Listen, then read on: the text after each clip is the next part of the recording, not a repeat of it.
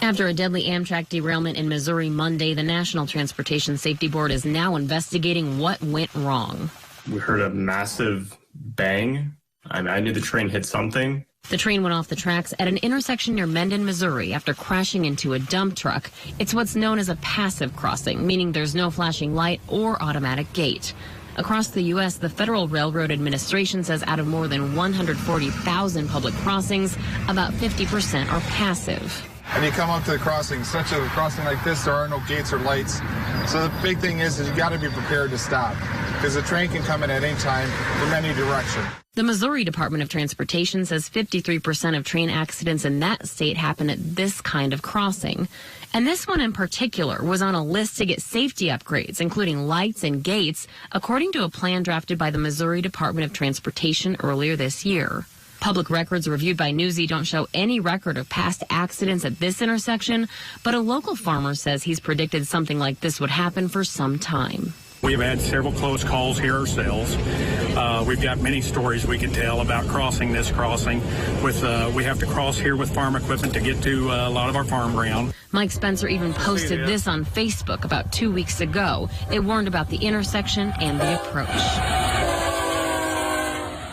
We found this federal document for this specific crossing filled out in September of 2020. It says trains reach speeds of up to 90 miles per hour and says there are crossbuck signs like this one at the track, but no pavement markings, stop signs, or advance warning signs.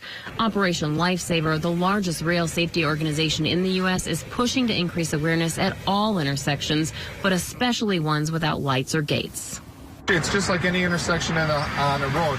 You see a yield sign, you're supposed to slow down. You're supposed to prepare to stop. So yes, as you can see the cars flying through here, they're not preparing to stop. So if a train was coming, it would be a kind of a surprise to them. And one expert I spoke to on background told me this happened at a public intersection. That means the Amtrak train was required to blow the horn a quarter of a mile out.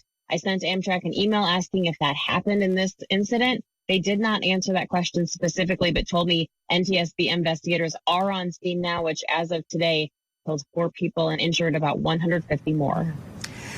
We know how fast those trains are going, and they can't stop on a dime. Who, Maritza, has the right of way here? Seems obvious. Yeah, that's right. The trains absolutely have the right of way. The American Association of Railroads says safety at these crossings are generally a driver's responsibility. Keep in mind, like you said, they can't stop on a dime. Some trains need a mile to stop depending on their weight and how fast they're going. That's why there are organizations dedicated and campaigns from federal agencies to educate the public on what to do at these intersections. There's also a federal program that allocates more than $230 million toward installing new active warning devices and improving existing ones. But with an estimated 70,000 of these passive crossings, that money only covers so many in a given year.